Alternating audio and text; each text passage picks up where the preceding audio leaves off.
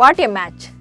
ಕೊನೆ ಓವರ್ನ ಕೊನೆ ಎಸೆತದವರೆಗೂ ಕೂಡ ಕೋಟ್ಯಂತರ ಕ್ರಿಕೆಟ್ ಅಭಿಮಾನಿಗಳನ್ನ ತುದಿಗಾಲಲ್ಲಿ ನಿಲ್ಲಿಸಿದ ಪಂದ್ಯ ಅದು.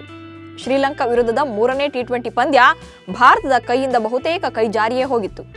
ಬಟ್ ಗೆಲುವಿನ ದಡದಲ್ಲಿ ನಿಂತಿದ್ದ ಸಿಂಹಳೀಯರಿಗೆ ಚೋ ಕೊಟ್ಟ ಭಾರತೀಯ ಆಟಗಾರರು ಕ್ಲೈಮ್ಯಾಕ್ಸ್ ನಲ್ಲಿ ಬಿಗ್ ಟ್ವಿಸ್ಟ್ ಕೊಟ್ಟಿದ್ರು. ಬ್ಯಾಟ್ ಹಿಡಿದು ಹೊಡಿಬಡಿ ಆಟವಾಡ್ತಾ ಇದ್ದ ಬ್ಯಾಟರ್ಸ್ ಕೂಡ ಬಾಲ್ ಹಿಡಿದು ಬೆಂಕಿ ಬೌಲಿಂಗ್ ಮಾಡಿದ್ರು. ಪರಿಣಾಮ ಟಿ20 ಸರಣಿಯಲ್ಲಿ ಲಂಕಾ ಪಡನೆ 3ನೇ ಸೋಲಿನೊಂದಿಗೆ ಕ್ಲೀನ್ ಸ್ವೀಪ್ ಆಯಿತು. ಭಾರತ ವರ್ಸಸ್ ಲಂಕಾ ನಡುವಿನ 3ನೇ ಚುಟುಕು ಸಮರದ ಒಂದಷ್ಟು ವಿಶೇಷತೆಗಳು ಹಾಗೆ ಕೋಚ್ ಗಂಭೀರ್ ಪ್ರಯೋಗದ ಬಗೆಗಿನ ಇಂಟ್ರೆಸ್ಟಿಂಗ್ ಮಾಹಿತಿಗಳನ್ನು ನೀಡ್ತೇನೆ. ನಾನು ಶಾಂತ. ನೀವು ಸುದ್ದಿ ಅನ್ನದ ಸಬ್ಸ್ಕ್ರೈಬರ್ ಆಗೋದಕ್ಕೆ ಮರಿಬೇಡಿ.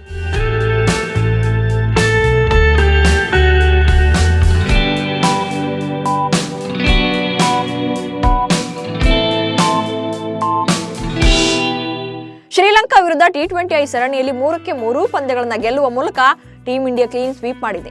ಮೊದಲ 2 ಪಂದ್ಯಗಳಲ್ಲಿ ಭರ್ಜರಿ ಪ್ರದರ್ಶನದ ಮೂಲಕ ಗೆದ್ದು ಬೀಗಿದ್ದ ಭಾರತ ಇನ್ನೊಂದು ಪಂದ್ಯ ಬಾಕಿ ಇರುವಾಗಲೇ ಸರಣಿಯನ್ನು ವಶಪಡಿಸಿಕೊಂಡಿತ್ತು.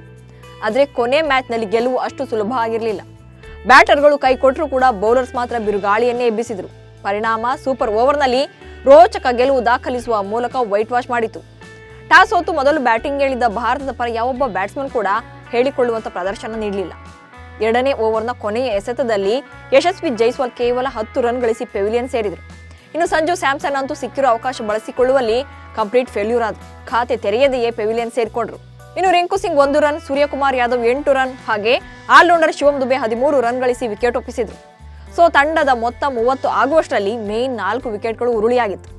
ಇಂಥ ಟೈಮಲ್ಲಿ ಶುಭ್ಮನ್ ಗಿಲ್ 39 ರನ್ ಗಳಿಸುವ ಮೂಲಕ ತಂಡಕ್ಕೆ ಕೊಂಚ ಆಸರೆಯಾದರು.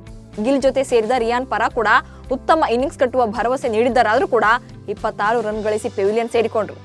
ಬ್ಯಾಟಿಂಗ್ ವೈಫಲ್ಯದಿಂದಾಗಿ ಟೀಂ ಇಂಡಿಯಾದ ಸ್ಕೋರ್ 100ರ ಗಡಿ ಕೂಡ ದಾಟಲ್ಲ ಅನಿಸ್ತಿತ್ತು. ಬಟ್ ಬಳಿಕ ಬಂದ ವಾಷಿಂಗ್ಟನ್ ಸುಂದರ್ 25 ರನ್ ಹಾಗೆ ರವಿ ಬಿಷ್ಣೋಯ್ 8 ರನ್ ಗಳಿಸುವ ಮೂಲಕ ತಂಡದ ಸ್ಕೋರ್ ನಿಗದಿತ 20 ಓವರ್ಗಳಲ್ಲಿ 137 ರನ್ ಆಗುವಂತೆ ನೋಡಿಕೊಂಡ್ರು.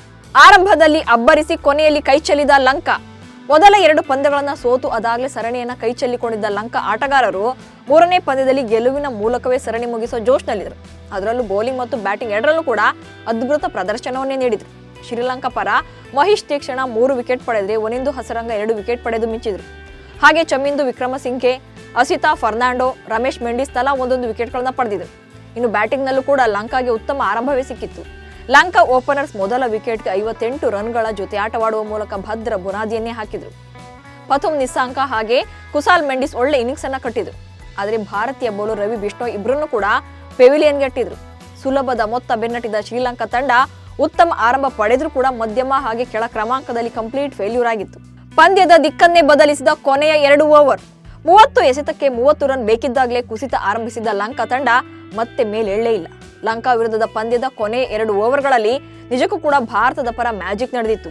ಸತತ ವಿಕೆಟ್ ಕಳೆದುಕೊಳ್ತಲೇ ಸಾಗಿದ ತಂಡ ಕೊನೆ 2 ಓವರ್ಗಳಲ್ಲಿ 9 ರನ್ ಬೇಕಿದ್ದಾಗಲೂ ಕೂಡ ಗೆಲ್ಲೋಕಾಗ್ಲಿಲ್ಲ. ಯಾಕಂದ್ರೆ ಈ ವೇಳೆ ತಂಡದಲ್ಲಿ ಯಾರೂ ನಿರೀಕ್ಷೆ ಮಾಡದ ನಿರ್ಧಾರಗಳನ್ನ ಮಾಡಲಾಗಿತ್ತು. ಕೋಚ್ ಗೌತಮ್ ಗಂಭೀರ್ ಹಾಗೆ ಕ್ಯಾಪ್ಟನ್ ಸೂರ್ಯಕುಮಾರ್ ಯಾದವ್ ಅಚ್ಚರಿ ನಿರ್ಧಾರಗಳನ್ನ ಕೈಗೊಂಡಿದ್ರು. 19ನೇ ಓವರ್ನಲ್ಲಿ ರಿಂಕು ಸಿಂಗ್ ಕೈಗೆ ಬಾಲ್ ಕೊಡಲಾಗಿತ್ತು. ಬ್ಯಾಟ್ ಹಿಡಿದು ಸೈ ಎನಿಸಿಕೊಂಡಿದ್ದ ರಿಂಕು ಬೌಲಿಂಗ್ ನಲ್ಲೂ ಕೂಡ ಜಾದೂ ಮಾಡಿದ್ರು. ಕೇವಲ 3 ರನ್ ನೀಡಿ ಪ್ರಮುಖ 2 ವಿಕೆಟ್ಗಳನ್ನ ಪಡೆದ್ರು. ಹಾಗೆ 20ನೇ ಓವರ್ನಲ್ಲಿ ಸ್ವತಃ ಕ್ಯಾಪ್ಟನ್ ಸೂರ್ಯಕುಮಾರ್ ಯಾದವ್ ಬಾಲ್ ಹಿಡಿದು ಫೀಲ್ಡ್ಗಿಳಿದಿದ್ರು.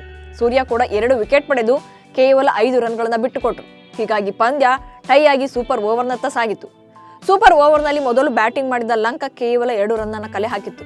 ವಾಷಿಂಗ್ಟನ್ ಸುಂದರ್ ಎಸೆತ ಈ ಓವರ್ನಲ್ಲಿ 1 ರನ್ ವೈಡ್ನಿಂದ ಬಂತು. ಉಳಿದಂತೆ ಮುಂದಿನ 2 ಎಸೆತಗಳಲ್ಲಿ ಲಂಕಾ ಸತತ 2 ವಿಕೆಟ್ ಕಳೆದುಕೊಂಡಿತ್ತು.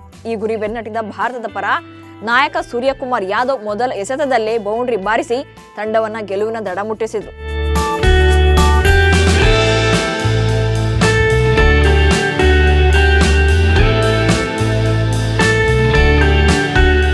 ಬ್ಯಾಟರ್ಸ್ ಕೈಗೆ ಬಾಲ್ ಕೊಟ್ಟು ಗೆದ್ದ ಗಂಭೀರ್.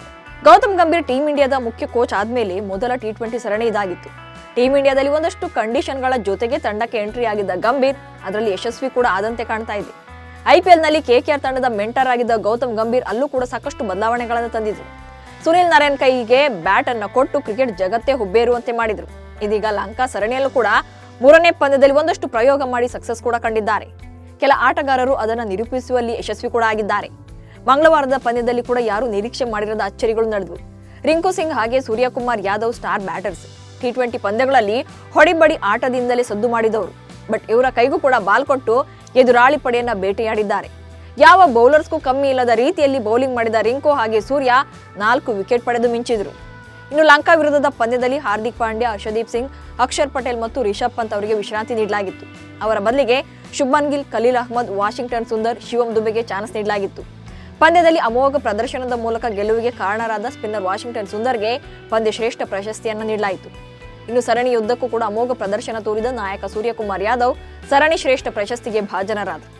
ಒಟ್ಟಿನಲ್ಲಿ ಟೀಂ ಇಂಡಿಯಾದಲ್ಲಿ ಬೌಲಿಂಗ್ ಮತ್ತು ಬ್ಯಾಟಿಂಗ್ ವಿಭಾಗದಲ್ಲಿ ಹೊಸ ಪ್ರಯೋಗಗಳು ನಡೀತಾ ಇದ್ದು ಸಕ್ಸಸ್ ಕೂಡ ಆಗ್ತಾ ಇದೆ. ಆಟಗಾರರ ಆಲ್ರೌಂಡ್ ಪ್ರದರ್ಶನ ಸೋಲುವ ಪಂದ್ಯವನ್ನು ಕೂಡ ಗೆಲ್ಲಿಸಿಕೊಟ್ಟಿದೆ. ಸೊ ಲಂಕಾ ವಿರುದ್ಧದ ಪಂದ್ಯದಲ್ಲಿ ರಿಂಕು ಮತ್ತು ಸೂರ್ಯ ಬೌಲಿಂಗ್ ಬಗ್ಗೆ ನಿಮ್ಮ ಒಪಿನಿಯನ್ ಏನು ಅನ್ನೋದನ್ನ ಕಮೆಂಟ್ಸ್ ಮೂಲಕ ತಿಳಿಸಿ. ಹಾಗೆ ಸುದ್ದಿಯಾನವನ್ನು ಫಾಲೋ ಮಾಡಿ. ನಮಸ್ಕಾರ.